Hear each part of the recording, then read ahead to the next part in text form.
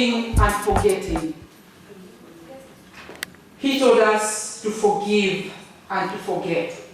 He told Gitu, Kahengeri, and the others to forgive and forget. And they felt utterly betrayed that that should happen so soon after independence. They were mad that we were buying back our own land. What they wanted was the land.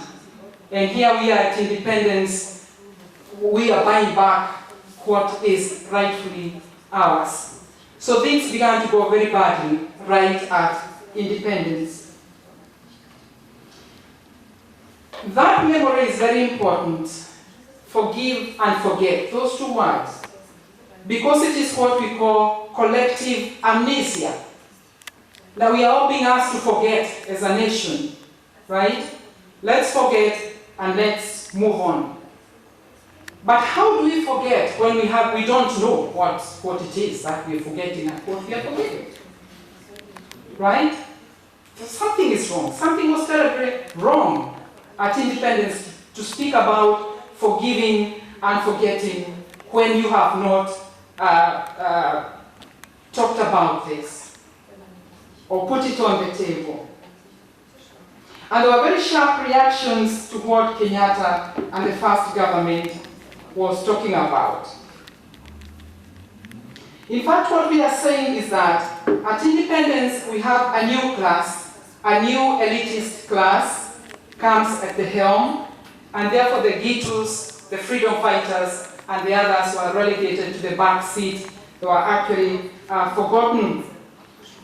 And the idea was that we should bring up a class, a middle class in Kenya, so that we could ensure moderation.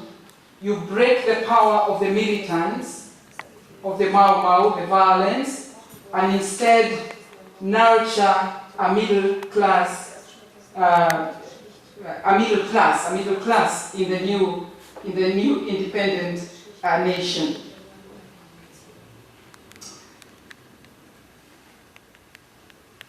Political expediency, I think that sums up what happened.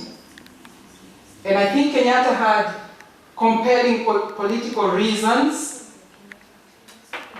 and therefore what as historians we need to do is to balance between what Kenyatta needed to do and his failure to recognize what to us was a very, very important part of our national history.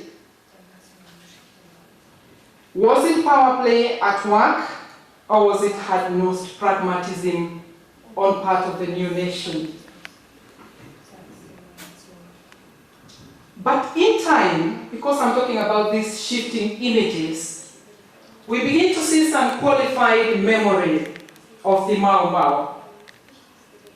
At the beginning, it was not convenient to talk about the freedom fighters, right? It was inconvenient for a new nation, a multi-ethnic nation, to talk about one tribe, for example, to talk about violence and militancy.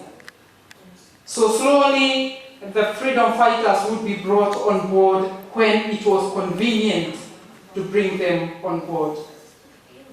When the politics became hard, we have the left in the government and the right, then the Mau Mau would be used as a pawn in a political game, right? The leftists would want to own Mau Mau and say, look, this is what we fought for, and A, B, C, D. And the right, on the other hand, would have their own reasons as to why things were turning out the way that they were. So that if Kenyatta was the first to suppress and manipulate the history of the Mau Mau, others used his example to formulate their own myths. And the ideological distinctions that I've talked about are a case in point.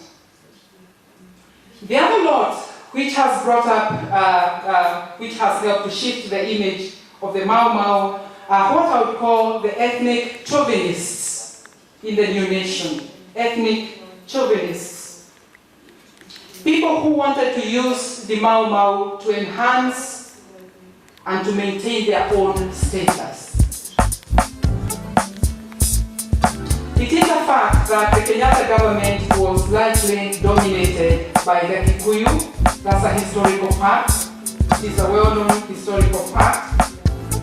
And that was misused by some of the people in that government to appropriate the memory of the Mau Mau.